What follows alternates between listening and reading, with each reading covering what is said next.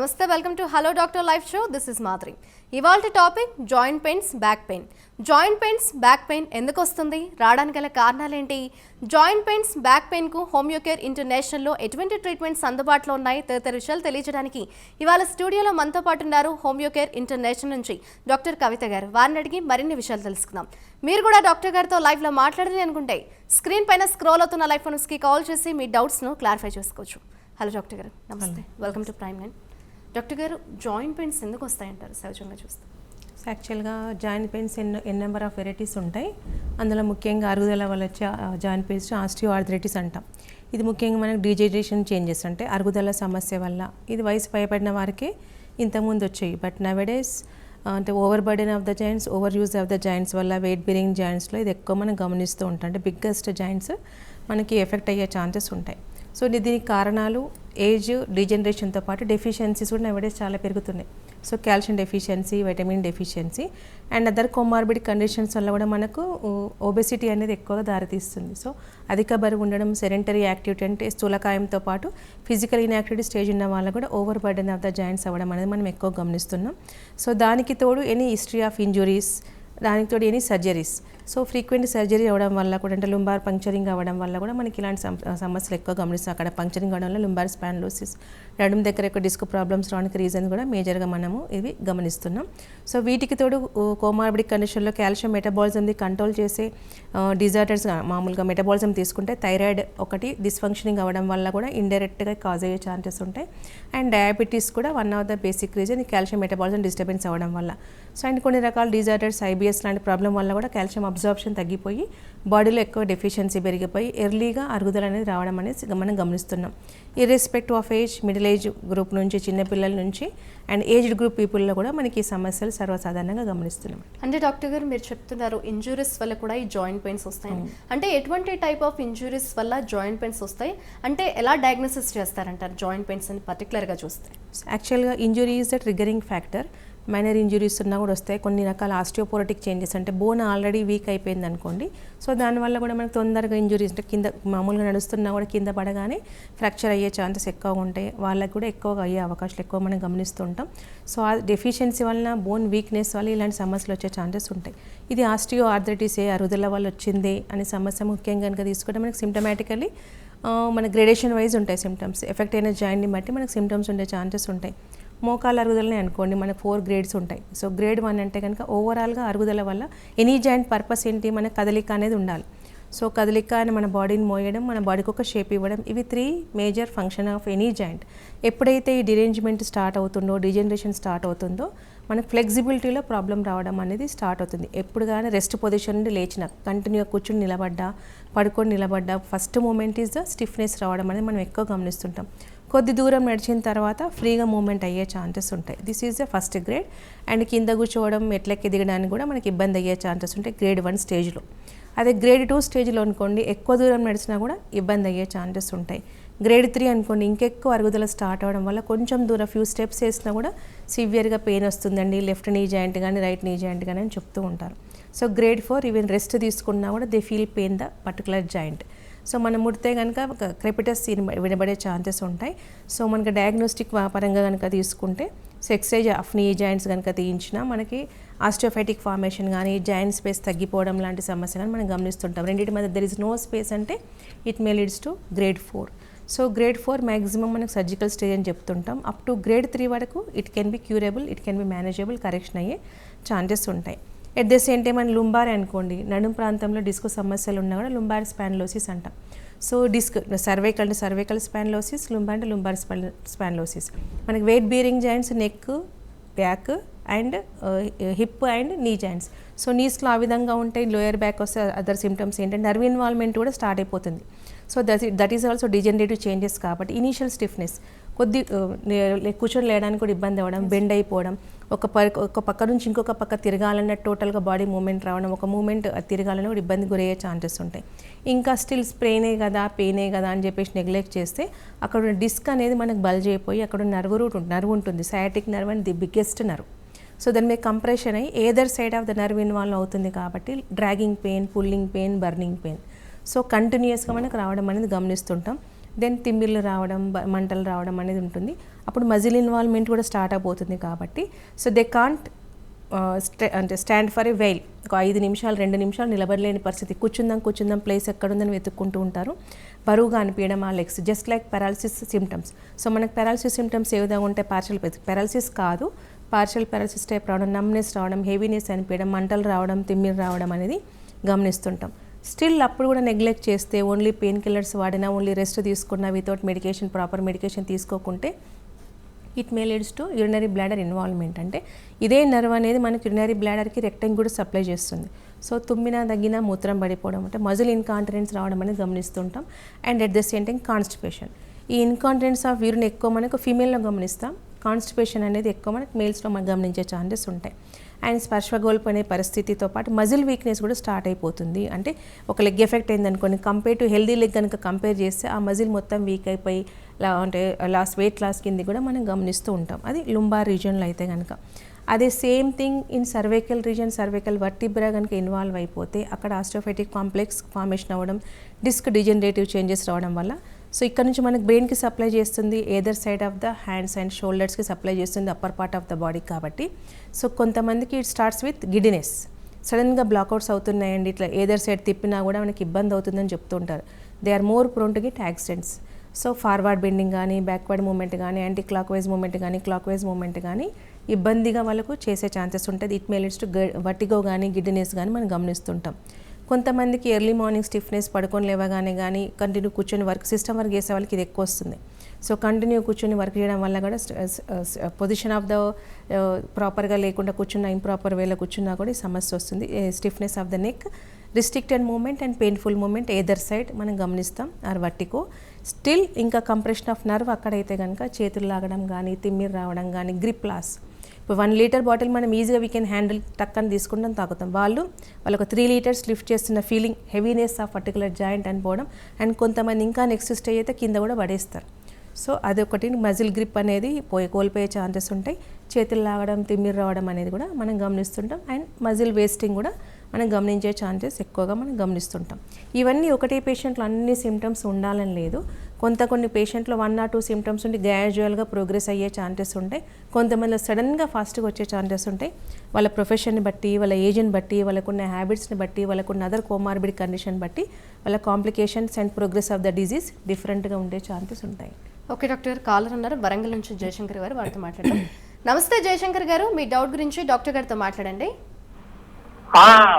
Madam చెప్పండి జయశంకర్ గారు. అయితే నాకు ఈ అల్సర్ ఉంది.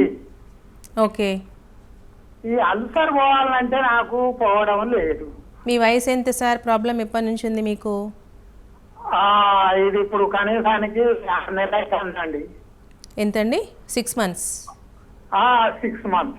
ఓకే, ఏం వర్క్ చేస్తుంటారు? మీ వయసు ఎంత? నా వయసు 65 సార్. ఓకే, అంటే ఏమైనా పెయిన్ కిల్లర్స్ లాంటిది ఎక్కువ యూజ్ చేస్తారా? మెడిసిన్స్ ఏమైనా ప్రాబ్లమ్స్ ఉన్నాయా? ఇప్పుడు డాక్టర్ దగ్గర మందులు ఇట్లా అన్ని వాడినా కూడా దీనికి ఏం పని చేస్తలేదు. ఓకే, యాక్చువల్గా యాంగ్జైటీ, స్ట్రెస్ ఎక్కువ ఉన్నా కూడా ఎసిడిటీ ప్రాబ్లం రావడం, గ్యాస్ట్రైటిస్ రావడం అనేది ఉంటుంది. పులుపు పదార్థాలు కొంచెం తగ్గించుకొని తింటే ఓకే. బట్ ఆల్మోస్ట్ మీకు గ్యాస్ నుంచి అల్సర్ ఫార్మేషన్ అయిందంటారు కాబట్టి సివియర్గా పెయిన్ వస్తుంది. సో మీకు యాంటాసిడ్స్ వాడితే ఓన్లీ టెంపరీ రిలీఫే ఉంటుంది. బట్ పులుపు తగ్గించుకొని కానీ హోమియో చికిత్స వాడితే అల్సర్ ఊండ్ హీల్ అయ్యే ఛాన్సెస్ ఉంటాయి. గ్రాడ్యువల్గా 5%, 10%, 20% అట్లా కరెక్షన్ అవుతూ టోటల్గా హీల్ అయ్యే ఛాన్సెస్ ఉంటాయి. But on time food, sleep పర్టికులర్గా కంపల్సరీ మెయింటైన్ చేయాలి. స్పైసీ మసాలా ఫుడ్ కొద్దిగా అవాయిడ్ చేస్తూ మన మెడికేషన్ వాడితే కరెక్షన్ చేసుకోవచ్చు సార్. మీరు ఇంతకుముందు చూపించిన రిపోర్ట్స్ ఉన్నాయని చెప్పినారు కదా, గ్యాస్ట్రోఎంటాలజీ రిపోర్ట్స్, ఆ రిపోర్ట్స్ ఒకసారి తీసుకురండి. అండ్ మెడికేషన్ ఏం వాడినారో తీసుకొస్తే దాని ప్రకారం లైన్ ఆఫ్ ట్రీట్మెంట్ మనం డిసైడ్ చేయొచ్చు. జయశంకర్ గారు, మీరు అల్సర్స్ కావచ్చు, ఇంకా ఎటువంటి ట్రీట్మెంట్ కావాలన్నా స్క్రీన్ మీద హోమియో కేర్ ఇంటర్నేషనల్కి సంబంధించిన ఫోన్ నెంబర్స్ కనిపిస్తున్నాయి. ఆ ఫోన్ నెంబర్కి కాల్ చేసి డాక్టర్ గారి అపాయింట్మెంట్ తీసుకొని వారిని నేరుగా కన్సల్ట్ అవ్వచ్చు. అంటే డాక్టర్ గారు, మీరు చెప్తున్నారు ఇందాక డిఫరెంట్ సిమ్టమ్స్ కావచ్చు, పెయిన్స్ ఉంటాయని. అంటే రెగ్యులర్ పెయిన్స్కి అండ్ జాయింట్ పెయిన్స్కి ఎటువంటి డిఫరెన్స్ ఉంటుందంటారు? ఓకే, యాక్చువల్గా చాలామంది కన్ఫ్యూజ్ అవుతారు. మెడ పట్టుకోవడం అనేది కానీ, స్ప్రెయిన్ కండిషన్లో మనకు అది చాలా ఇబ్బంది తెలుస్తూ ఉంటాయి. అండ్ అదర్ కోమార్బిడ్ కండిషన్లో కూడా, ఇప్పుడు బ్యాక్ పెయిన్ అనుకోండి, అది కిడ్నీ పెయినా, బ్యాక్ పెయినా, లేక పెల్విక్ ఇన్ఫ్లమేటరీ పెయినా, ఫీమేల్స్లో డిఫరెన్షియేట్ డీడీ డయాగ్నోసిస్ చాలా డిఫరెన్స్గా ఉండే ఛాన్సెస్ ఉంటాయి. ఇప్పుడు అది స్పాండిలోసిస్ స్ప్రేనే అనుకోండి, కొన్ని గంటల్లో రెస్ట్ తీసుకోగానే it will go, it won't progress of the disease అనేది మనకు ఉండదు. రిలాక్స్ అవ్వగానే ప్రాపర్ పొజిషన్లో కూర్చోగానే పడుకోగానే మనకు సెట్ అయ్యే ఛాన్సెస్ ఉంటాయి. అండ్ డెఫిషియన్సీ ఉండడం వల్ల కూడా ఉంటుంది కాబట్టి ఆ డెఫిషియన్సీ ఉంటే సప్లిమెంటేషన్ తీసుకోగానే కూడా రికవర్ అయ్యే ఛాన్సెస్ ఉంటాయి. వేరేజ్ ఇన్ డీడీఎఫ్ ఇన్ లోయర్ బ్యాకే అనుకోండి, సో మనకి లోయర్ బ్యాక్ పెయిన్ రాగానే అది కంపల్సరీ స్పాండిలోసిస్ కిందికే కాకపోవచ్చు. సో మనకి పెల్విక్ ఇన్ఫ్లమేటరీ డిజార్డర్స్ ఉంటాయి ఫీమేల్స్లో. సో ట్యూబల్ బ్లాకేజ్ ఉన్న వాళ్ళకు కూడా, గర్భాశయ కంతులు ఉన్న వాళ్ళకు కూడా, అండ్ సర్వీసైటిస్ లాంటి కాంప్లికేషన్స్ ఉన్న వాళ్ళకు కూడా వాళ్ళకి బ్యాక్ పెయిన్ రావచ్చు. అండ్ కిడ్నీ పెయిన్ కూడా కిడ్నీ స్టోన్స్ ఉన్న వాళ్ళకు కూడా ఈ సమస్య వచ్చే ఛాన్సెస్ మనం గమనిస్తూ ఉంటాం. And one of the reason ఈ బ్యాక్ పెయిన్ కిందికి మనకు స్పాండిలోసిస్ కూడా రీజన్స్ ఉంటాయి. సో మామూలుగా స్పాండిలోసిస్ అయితేనే మనకు స్టిఫ్నెస్ ఉండి కొంచెం రెస్ట్ తీసుకు తగ్గిపోయే ఛాన్సెస్ ఉంటాయి. ప్రోగ్రెస్ అయితే అది కూడా తగ్గకపోయే సమస్య ఉంటుంది. ఇప్పుడు కిడ్నీ స్టోన్ అనుకోండి, యూరినరీ బర్నింగ్ కానీ, అర్జెన్సీ కానీ అలాంటి కో సిమ్టమ్స్, ఎగ్జిస్టింగ్ సిమ్టమ్స్ ఉంటూ ఉంటాయి. యూరినరీ ఫ్రీక్వెన్సీ పెరగడం అనేది. But in case of back pain మనకు ఆ సిమ్టమ్స్ గమనించాం. ఇన్ కేస్ ఆఫ్ పీఏడి అనుకోండి, పెల్విక్ ఇన్ఫ్లమేటరీ డిజార్డర్స్ అనుకోండి, మ్యాక్సిమం పీరియడ్ రిలేటెడ్గా ఎక్కువగా మనం గమనిస్తుంటాం. త్రూఅవుట్ ద మంత్ అనేది ఉండకుండా before periods or after periods or during periods మనం ఎక్కువ గమనిస్తుంటాం. గర్భాశయ కంతులు అనుకోండి, సో డెఫినెట్గా ఇన్ బిట్వీన్ పీరియడ్స్కి స్పాటింగ్ రావడం, సివియర్గా బ్యాక్ పెయిన్ రావడం, కొద్దిగా తిన్నా కూడా కడుపు ఉబ్బరం, ఇలాంటి సిమ్టమ్స్ మనం గమనిస్తుంటాం. స్కాన్లో మనకి డిటెక్ట్ చేస్తే కానీ స్కాన్లో మనకి తెలిసిపోతుంది ఇంత కణితి ఉందండి, పోస్టీరియర్ వాల్, యాంటీరియర్ వాల్ అనేది మనం తెలుసుకునే ఛాన్సెస్ ఉంటాయి. అండ్ సిస్టైటిస్ లాంటి కాంప్లికేషన్స్ కావచ్చు. సర్వీసైటిస్ అంటాం, వైట్ డిశ్చార్జెస్ ఎక్కువ ఉంటాయి, లుకోరియా, ఇది ఎక్కువగా వైట్ డిశ్చార్జ్ వస్తుందండి, సివియర్గా బ్యాక్ పెయిన్ వస్తుందని కూడా మనం చెప్తూ ఉంటాం. So symptoms along with diagnosis పరంగా వాట్ ఎగ్జాక్ట్లీ అనేది స్పాండిలోసిస్ అయినా లేకపోతే పిఏడీనా, బ్లాకేజా, ఫైబ్రాయిడ్స్ అనేది లైన్ ఆఫ్ ట్రీట్మెంట్ మనం తీసుకొని దాని దగ్గర ట్రీట్మెంట్ ఇస్తే కరెక్షన్ చేసుకోవచ్చు. డాక్టర్ గారు, ఈ జాయింట్ పెయిన్స్లో ఎన్ని టైప్స్ ఉంటాయంటారు? ఓకే, యాక్చువల్గా మనకు joint pains n number of varieties ఉంటాయి. బట్ అందులో మనం క్లినికల్గా 5 to 6 వెరైటీస్ ఎక్కువ గమనిస్తూ ఉంటాం. ముఖ్యంగా అరుగుదల వల్ల వచ్చేది ఇందాక చెప్పినట్టు ఆస్టియో ఆర్థరైటిస్, స్పాండిలోసిస్ సమస్యలు. అండ్ వన్ మోర్ వెరైటీ కనుక తీసుకుంటే రుమేటాయిడ్ ఆర్థరైటిస్. సో కీళ్ళవాతం అంటూ ఉంటాం, ఇది ఒక ఆటో ఇమ్యూన్ డిజార్డర్. ఇది మనకు సివియర్గా థ్రెటనింగ్ జాయింట్ పెయిన్స్ కూడా మనం గమనించే ఛాన్సెస్ ఉంటాయి. సడన్గా రావడం, అన్ని జాయింట్స్ ఎఫెక్ట్ అయ్యే ఛాన్సెస్ ఉంటాయి. డేంజరస్ ఆర్థరైటిస్ కిందకి తీసుకుంటే మనకు రుమేటాయిడ్ ఆర్థరైటిస్ అని చెప్పొచ్చు. అండ్ వన్ మోర్ వెరైటీ అంటే uric acid arthritis. So uric acid metabolic disturbance అవడం వల్ల గౌటీ ఆర్థరైటిస్ అంటాం, ఇది వన్ మోర్ వెరైటీ. ఇది మన తినే ఆహారాన్ని బట్టి టెండెన్సీ ఉండడం వల్ల వచ్చే ఛాన్సెస్ ఉంటాయి. పాసి ఆర్టికులర్ అంటాం దీన్ని, 1 or 2 జాయింట్స్ మాత్రమే ఎఫెక్ట్ అయ్యే ఛాన్సెస్ ఉంటాయి. వన్ మోర్ ఆర్థరైటిస్ కనుక తీసుకుంటే మనకు సోరియాటిక్ ఆర్థరైటిస్. ఇప్పుడు పాస్ట్ హిస్టరీ కనుక తీసుకుంటే పేషెంట్కి సోరియాసిస్ హిస్టరీ ఉంటుంది. మోర్ దెన్ 80% సర్ఫేస్ ఏరియా కానీ ఎఫెక్ట్ అయితే అబ్జార్ప్షన్ ఆఫ్ ద కాల్షియం తగ్గిపోయి, విటమిన్ డి తగ్గిపోవడం వల్ల ఏమవుతుంటే నెయిల్స్ ఇంపాక్ట్ అయిపోయి అండ్ చిన్న కీల్ ఎఫెక్ట్ అయిపోయి సోరియాటిక్ ఆర్థరైటిస్ రావడం అనేది మనం గమనిస్తుంటాం. One more varieties infective arthritis. Any TB pathology ఉన్నా కూడా ఇన్ఫ్లమేటరీ అవి బిగ్గెస్ట్ జాయింట్స్ ఎఫెక్ట్ అయిపోయి వాటర్ రిటెన్షన్ ఉండిపోయి సివియర్గా పెయిన్ వచ్చే ఛాన్సెస్ ఉంటాయి. ఇవి మనకి ఎక్కువగా క్లినికల్గా మనకి 5 to 6 వెరైటీస్ అనేది మనం గమనిస్తామండి. డాక్టర్ గారు, మీరు చెప్పారు ఇందాక యంగ్స్టర్స్లో కూడా చూస్తే జాయింట్ పెయిన్స్ వస్తున్నాయని. అంటే యంగ్స్టర్స్లో ఎక్కువగా ఎటువంటి టైప్ ఆఫ్ జాయింట్ పెయిన్స్ వచ్చే అవకాశం ఉందంటారు? యాక్చువల్గా మనకు ప్యూబర్టీ కంటే బిఫోర్ ప్యూబర్టీ ఏజ్ గ్రూప్లో 20 బిలో ఉంటాం, 20+ or 20 బిలో. అలాంటి ఏజ్ గ్రూప్లో మనకు మ్యాక్సిమం మనకు జువెనల్ రుమేటాయిడ్ ఆర్థరైటిస్ అంటూ ఉంటాం, అవి ఎక్కువగా వస్తున్నాయి నవేడేస్. దానికి తోడు డెఫిషియన్సీ కూడా యాడ్ అయిపోవడం వల్ల ఆస్టియో ఆర్థరైటిస్ కూడా మనం గమనిస్తున్నాం. సో ఈ 2 పర్టికులర్ వెరైటీస్ అనేది మనం ఎక్కువగా వచ్చే ఛాన్సెస్ ఎక్కువగా ఉంటున్నాయి. సో వీళ్ళకి ఇమ్యూనిటీ అనేది తక్కువ ఉండడం వల్ల, అబ్నార్మల్ ఇమ్యూనిటీ వల్ల, బాడీలో డిస్ట్రక్షన్ సెల్స్ జరగడం వల్ల సడన్ ఆన్సెట్ అయిపోయి అన్ని కీళ్ళు ఎఫెక్ట్ అయ్యే ఛాన్సెస్ ఉంటాయి. చిన్న కీళ్ళు, పెద్ద కీళ్ళు, with fever or without fever, maximum with ఫీవరే. అండ్ పింకిష్ ర్యాషెస్తో స్టార్ట్ అయ్యే ఛాన్సెస్ ఎక్కువ గమనిస్తుంటాం. ఈ ఏజ్ గ్రూప్ వాళ్ళకి జువెనైల్ ఆర్ఏ అంటూ ఉంటాం, వీళ్ళకు సీరో పాజిటివ్ కంపల్సరీ ఉంటుంది. ASO titer and CCP, CRP కూడా పాజిటివ్ ఉండే అవకాశం ఉంటాయి. కొంతమందికి మాత్రమే 35-40 క్రాస్ అయిన వాళ్ళకు కూడా ఎక్కువ ఆస్టియో ఆర్థరైటిస్ వస్తాయి. బట్ థైరాయిడ్ కనుక ఉండి ఫీమేల్స్ అయితే maximum it may leads to RA. So RA కూడా వాళ్ళకి ఎక్కువగా మనం గమనిస్తూ ఉన్నాం. సో ఈ మధ్యలో irrespective of age, irrespective male or female అని కాకుండా వాళ్ళకున్న హెరిడిటరీ సమస్యలు కానీ, స్ట్రెస్ ఇంపాక్టర్ కానీ, డెఫిషియన్సీని బట్టి ఈ పర్టికులర్ ఏజ్ గ్రూప్ అనేది లేకుండా అన్ని ఆర్థరైటిస్ అన్ని ఏజ్ గ్రూప్ వాళ్ళకి మనం ఎక్కువ గమనిస్తున్నాం. సో గౌటీ అయితే మ్యాక్సిమం డైటరీ ఆస్పెక్ట్స్ వల్ల కావాలి, 30+ ఏజ్ గ్రూప్ వాళ్ళకి మనం ఎక్కువగా మనం గమనిస్తున్న వాళ్ళు ఉన్న ప్రోటీన్ రిచ్ డైట్ కావచ్చు, లేకపోతే ఎండ్ ప్రొడక్టివ్స్ యూరిక్ యాసిడ్ కాబట్టి ఎక్సెసివ్ డిపాజిట్స్ అవ్వడం వల్ల, ఒబెస్ పీపుల్లో, క్రానిక్ ఆల్కహాలిక్ పీపుల్లో మనం ఇది ఎక్కువ గమనిస్తున్నాం. సో హ్యాబిట్స్ అనేది ఎర్లీగా ఉన్నాయనుకోండి, ఎర్లీగా రావచ్చు, లేవనుకోండి, సో డిలేడ్ ఏజ్ గ్రూప్లోనే వచ్చే అవకాశాలు మనం ఎక్కువ గమనిస్తామండి. డాక్టర్ గారు మీరు ఇందాక చెప్పారు థైరాయిడ్ ఉన్న వాళ్ళకు కూడా ఈ జాయింట్ పెయిన్స్ వచ్చే అవకాశం ఉంది.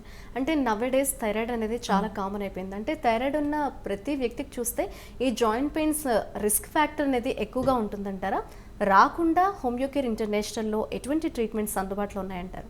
ఓకే, యాక్చువల్గా thyroid main organ in our body major role అనేది ప్లే చేస్తుంది. సో మనకి ఈచ్ అండ్ ఎవ్రీ సెల్ మనం తీసుకుంటున్న ఎనర్జెటిక్గా పనిచేస్తుంది అంటే మనం థైరాయిడ్ మెటబాలిజం ప్రాపర్గా జరిగి అది ప్రొడక్షన్ చేసి మెటబాలిజం రన్ అయిపోయి ప్రొడక్షన్ చేసే ఎనర్జీ వల్ల ఈచ్ అండ్ ఎవ్రీ సెల్ దాన్ని యూటిలైజ్ చేసుకొని and each and every system work అవుతుంది. సో ఎప్పుడైతే అది హైపోథైరాయిడే కావచ్చు, హైపర్ థైరాయిడే కావచ్చు, నవడేస్ చాలా పెరుగుతుంది, స్ట్రెస్సే కావచ్చు, సెడెంటరీ యాక్టివిటీ కావచ్చు, మనం తీసుకునే ఐడిన్ డెఫిషియన్సీని కావచ్చు. సో దానిలో నవడేస్ ఎక్కువ పెరగడం వల్ల ఏమవుతుందంటే ఇండైరెక్ట్గా జాయింట్ ఇన్వాల్వ్మెంట్ కూడా మనకు స్టార్ట్ అవుతుంది. Not only joints, each and every system, skin, hair, nerve, muscle, bone and fertility, uterus అన్ని ఇంపాక్ట్, ఐస్ కూడా ఇంపాక్ట్ అయ్యే ఛాన్సెస్ ఎక్కువ మనం గమనిస్తున్నాం. అందులో వన్ పార్ట్ దాన్ని ప్రాపర్గా ట్రీట్ చేయకుండా అలాంగ్ విత్ ఏజ్ ఫ్యాక్టర్ అయినా వాళ్ళకు ఉన్న అదర్ ఆల్కహాలిక్ కానీ స్మోకింగ్ లాంటి డైటరీ హ్యాబిట్స్ ఉన్న డెఫిషియన్సీస్ చాలా ఫాస్ట్గా వీళ్ళకి పెరిగే ఛాన్సెస్ ఉంటాయి కాబట్టి సో ఆ మెటబాలిజం డిస్టర్బెన్స్ అవుతుంది. సో చాలామంది ఏమంటే థైరాయిడ్ ఉందని నేను మందులు వాడుతున్నారు, ఆల్మోస్ట్ ESH2 రేంజ్లోనే మెయింటైన్ అవుతుంది, బట్ స్టిల్ నాకు ఆర్థరైటిస్ ఎందుకు వచ్చింది అని కూడా అంటూ ఉంటారు. సో ఏంటంటే దే ఆర్ టేకింగ్ సబ్స్టిట్యూషన్ తీసుకోవడం వల్ల ఏమవుతుంది అంటే it is maintaining in your blood levels, but it is not proper working అనేది మెటబాలిజం అనేది అవ్వట్లేదు. సో బాడీకి ఎనర్జీ లెవెల్స్ నార్మల్గా వెళ్ళట్లేదు, ఫంక్షనింగ్ ఆఫ్ ద గ్లాండ్ నార్మల్గా అవ్వట్లేదు కాబట్టి ఆటోమేటిక్గా కాలర్తో మాట్లాడదాం. సికింద్రాబాద్ నుంచి సునీత గారు ఉన్నారు. నమస్తే సునీత గారు, మీ డౌట్ గురించి డాక్టర్ గారితో మాట్లాడండి. ఒక్క నిమిషం. హలో హలో, నమస్తే అమ్మా. నమస్తే అండి, చెప్పండి. మనకు వెనకాల ఇట్లా పట్టుకొని చెయ్యి తిమ్మిరి వస్తుంది మా. చెయ్యి వెనకాల అండి, షోల్డర్ వెనకాల ఎక్కడ? వెనకాల మెడకాడ ఇట్లా పట్టేసుకొని ఇక్కడ చెయ్యి తిమ్మిరిగా వస్తుంది. ఎప్పటి నుంచి ఉంది సార్? ఒక 15 days అయిందమ్మా. మేము యశోదలో చూపించినాము. ఏమన్నారు? ఏమన్నారంటే ఆపరేషన్ చేయవలసి వస్తుంది అది ఇది అని అన్నాడు. భయపడి పోలేదు అక్కడికి. స్పాండిలోసిస్ అన్నారా? సర్వైకల్ అరుగుదల వల్ల వచ్చింది, డిస్క్ బల్జ్ అన్నారా? అవునమ్మా. బోనింగ్ గ్రోత్ అన్నారు. ఏం వర్క్ చేస్తారు సార్ మీరు? నేను ఇప్పుడు రిటైర్ అమ్మా. 60 years నాకు ఇప్పుడు.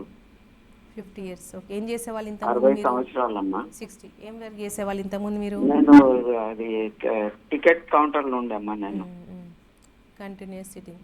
సో ఈ ప్రాబ్లం ఓన్లీ 15 days ముందు నుంచి ఉందా? ఇంతకుముందు ఎప్పుడైనా నెక్ పెయిన్ కానీ స్టిఫ్నెస్ కూడా స్టార్ట్ అయిందా మీకు? ఏం లేదమ్మా, నాకు 15 రోజుల నుంచే 6-7 అని ఒత్తుకుపోయింది అన్నారమ్మా. C6 C7 cervical vertebras. అది సర్జరీ అవసరం లేదు సార్. మీ గిడ్డెనెస్ ఉన్నా, చేతులు లాగడం ఉన్నా, తిమ్మిరున్నా కరెక్షన్ అయ్యే ఛాన్సెస్ ఉంటాయి. మీరు రీసెంట్గానే రిపోర్ట్ చేయించుంటారు కదా, ఆ MRI రిపోర్ట్ ఒకసారి తీసుకొని రండి. సో డెఫినెట్గా మీకు కరెక్షన్ అయ్యే ఛాన్సెస్ ఉంటాయి. ఇప్పుడు మన మెడికేషన్ వాడడం వల్ల ఫస్ట్ థింగ్ డిసీజ్ పాథాలజీ అనేది పెరగదు. ఫస్ట్ మీకు తగ్గేదే తిమ్మిర్లు. సో తిమ్మిర్లు ఉన్నాయి, తగ్గిపోతుంది, మంటలు తగ్గుతున్నాయి, and dragging pain, pulling pain కూడా తగ్గిపోతుంది. దెన్ గిడ్డినెస్ అండ్ సిమ్టమ్స్ ఉన్నా కూడా కరెక్షన్ అయిపోయి పెయిన్ తగ్గుతుంది. అంటే nerve, muscle, bone and disc ఈ విధంగా రిపేరింగ్ వేలో మనకు మెడిసిన్ కరెక్షన్ అయ్యే ఛాన్సెస్ ఉంటాయి. సో మీకున్న లెవెల్స్ అంటే ఆస్టియోఫైటిక్ ఫార్మేషన్ ఉందా, డిస్క్ ఉందా, దాన్ని బట్టి ఎన్ని లెవెల్స్ ఉండే దాన్ని బట్టి డ్యూరేషన్ ఆఫ్ ట్రీట్మెంట్ అనేది మనం డిసైడ్ చేస్తామండి. అండ్ ఒక ఎక్సర్సైజ్ చార్ట్ కూడా ఇస్తాం. సో నెక్ ఎక్సర్సైజ్ ఏ విధంగా చేయాలనేది పేపర్ కూడా ఇస్తాం. అది చేసుకుంటూ మెడిసిన్ కనుక వాడితే with non surgical definitely it is curable, need not worry. But ఎంత రోజులు వాడాలని చెప్పేసి ఆ రిపోర్ట్ తీసుకొని వచ్చి దాని ప్రకారం మనకు లైన్ ఆఫ్ ట్రీట్మెంట్ స్టార్ట్ చేయవచ్చు. రైట్, సునీత గారు చూస్తున్నారు కదా, డాక్టర్ గారు అయితే చెప్తున్నారు సర్జరీ లేకుండానే ట్రీట్మెంట్ అందుబాటులో ఉంటుందని. ఎలానో మీరు సికింద్రాబాద్ అంటున్నారు కాబట్టి స్క్రీన్ మీద హోమియోకేర్ ఇంటర్నేషనల్కు సంబంధించిన ఫోన్ నెంబర్స్ ఉన్నాయి. ఒకసారి ఆ ఫోన్ నెంబర్కి కాల్ చేసి డాక్టర్ గారు అపాయింట్మెంట్ తీసుకొని వారిని నేరుగా కన్సల్ట్ అవ్వండి. డాక్టర్ గారు చెప్తున్నారు అంటే స్పాండిలోసిస్ అని. అంటే స్పాండిలోసిస్ అంటే ఏంటి, ఎటువంటి సిమ్టమ్స్ ఉండే అవకాశం ఉందంటారు? యాక్చువల్గా spondylosis nothing but disc degenerative changes. So మనకి స్పాండిలోసిస్లో categories wise initially early morning stiffness రావడం అనేది స్టార్ట్ అవ్వడంతో ఇప్పుడు తనకి నర్వ్ ఇన్వాల్వ్మెంట్ స్టార్ట్ అయింది, చేతి లాగడం, తిమ్మిరి రావడం, ఇంకా ఫర్దర్గా చేస్తుండే ఆస్టియోఫైటిక్ కాంప్లెక్స్ ఫార్మేషన్ అయిపోయి టోటల్గా there is no space between the vertebrate లేకుండా అయిపోయి కొంచెం బెండ్ అయిపోయి స్టిఫ్నెస్ అయ్యే ఛాన్సెస్ ఉంటాయి. అప్పుడు ఆస్టియోఫైటిక్ కాంప్లెక్స్ ఉన్నప్పుడు మసిల్ డిస్ట్రోఫీ అయ్యి వీక్నెస్ అయ్యే ఛాన్సెస్ ఉంటాయి. అది క్రిటికల్ కండిషన్ అయ్యే ఛాన్సెస్ ఉంటాయి. ఇంకా నెగ్లెక్ట్ చేస్తే దెర్ వోంట్ బి స్పేస్ లేకుండా స్పాండిలోలిస్థెసిస్ అంటాం. అంటే కంప్లీట్గా stiffness and straightening of the ఆ పర్టికులర్ జాయింట్ అయ్యే ఛాన్సెస్ ఉంటాయి.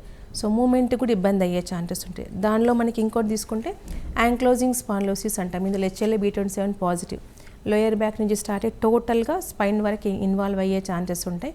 ఇందాక నేను చెప్పినట్టు బాంబూ స్టిక్ లాగా there is no space between the vertebra లేకుండా కంప్లీట్గా బెండ్ అయిపోతుంది. గ్రాడ్యువల్గా ఇట్లా బెండ్ అయిపోయే ఛాన్సెస్ ఉంటాయి.